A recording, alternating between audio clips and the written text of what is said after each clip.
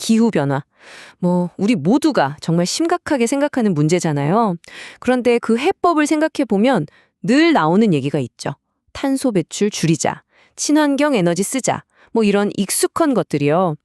근데요, 만약에 진짜 해결책이 이런 과학기술 같은 게 아니라 인류의 역사와 운명, 이걸 완전히 새롭게 해석하는 데에 숨겨져 있다면 어떠실 것 같으세요?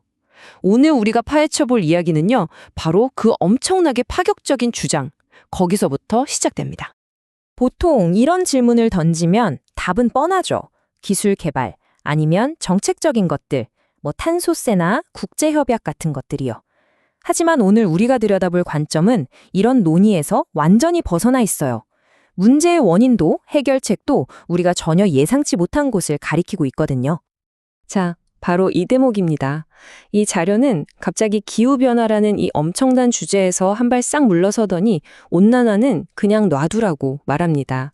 대신에 모든 문제의 화살을 우리 자신, 바로 우리 인간에게로 돌리고 있어요. 지구를 고치기 전에 우리 삶부터 바로잡아야 한다는 거죠. 이야, 정말 대담한 주장이 아닐 수 없죠? 이 주장의 핵심은 이겁니다.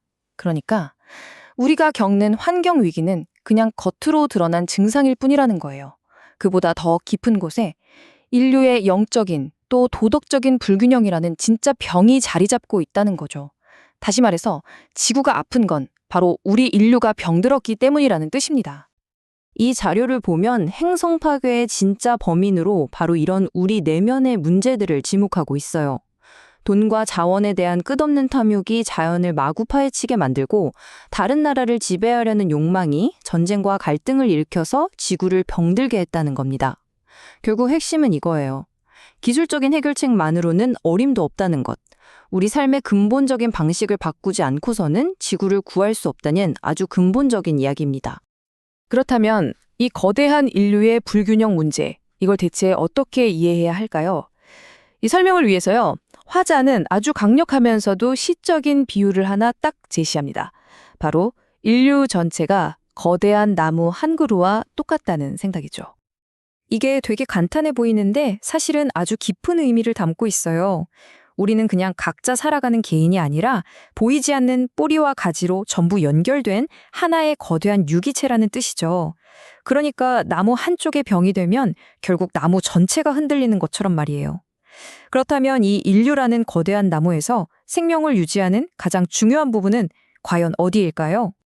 그리고 바로 이 지점에서 이 비유의 가장 놀랍고도 결정적인 주장이 딱 튀어나옵니다. 이 화자는요, 인류라는 이 거대한 나무에 생명력을 불어넣는 그 뿌리가 바로 한반도라고 단언해요. 와, 진짜 파격적이죠? 이 독특한 시각이 이제부터 인류 역사 전체를 완전히 뒤집어보는 아주 거대한 이야기로 이어지게 되는 겁니다. 이런 주장을 뒷받침하기 위해서 화자는 인류의 역사를 우리가 아는 것과는 전혀 다른 세 개의 아주 독특한 단계로 나눠서 설명합니다. 자, 그가 제시하는 이 역사의 흐름을 한번 쭉 따라가 보시죠. 이 타임라인을 한번 보세요. 화자에 따르면 인류는 수십억 년의 진화기를 거치면서 잠재력의 30%까지 발전을 했대요. 그러다가 20세기에 들어서 1, 2차 세계대전을 겪게 되는데 이걸 인류라는 나무의 죽은 가지를 쳐내는 가지치기 과정으로 보는 겁니다. 이 고통스러운 정리를 통해서 마침내 새로운 성장기를 맞이할 준비를 끝냈다는 거죠. 그리고 바로 이 시기에 인류를 이끌 특별한 사명을 가진 세대가 태어났다고 주장하는 겁니다. 그리고 그 가지지치기 이후에 인류의 뿌리 역할을 해야 하니까 그 역할을 수행하기 위해 한반도에 남겨진 사람들의 수가 바로 3천만 명이었다고 화자는 강조합니다. 이 숫자는 그냥 우연이 아니라 아주 거대한 계획의 일부였다는 게 이 주장의 핵심인 거죠. 자, 그렇다면 이 뿌리에 남겨진 새로운 세대에게 주어진 구체적인 임무는 대체 뭐였을까요? 이 자료는 그 해답을 바로 대한민국의 국민교육 헌장에서 찾고 있습니다. 이 내용 아마 들어보신 분들 있을 거예요. 당시 대한민국의 모든 아이들이 외워야 했던 국민교육 헌장의 일부입니다. 그런데 화자는 이걸 그냥 단순한 국가교육으로 보지 않아요. 한 세대 전체에게 인류의 미래를 이끌 지도자로서의 정체성을 심어주기 위한 거대한 설계로 해석하는 거죠. 개인의 성공을 넘어서 인류 전체에 공헌하라는 사명을 부여받았다는 겁니다. 이 엄청난 사명을 완수할 수 있도록 하늘이 직접 개입했다고 설명합니다. 전 세계의 모든 지식과 문화, 또 사상들을 대한민국이라는 용광로 안으로 전부 보내줘서 이 새로운 세대가 그걸 다 흡수하고 인류를 위한 새로운 길을 만들도록 준비시켰다는 것이죠. 이 거대한 계획 속에서 남한과 북한은 서로 완전히 반대되면서도 또 서로를 보완하는 역할을 부여받았다고 해요.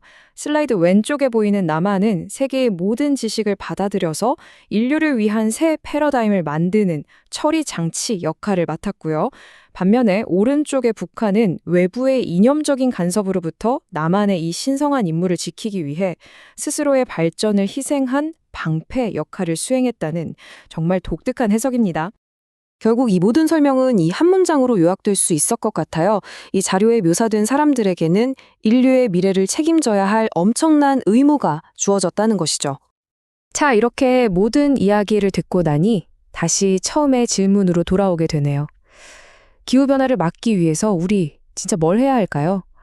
이 자료의 시각을 따라가 본다면 어쩌면 그 해답은 탄소 배출량이나 정책 협약 같은 그런 외부적인 게 아닐지도 모릅니다. 어쩌면 진짜 시작점은 우리 각자의 삶의 목적을 바로 세우고 인류 전체의 균형을 회복하는 그런 내면의 작업일지도 모르겠어요. 세상을 구하는 일이 결국 나 자신을 구하는 일에서부터 시작된다는 이 관점. 여러분은 어떻게 생각하시나요?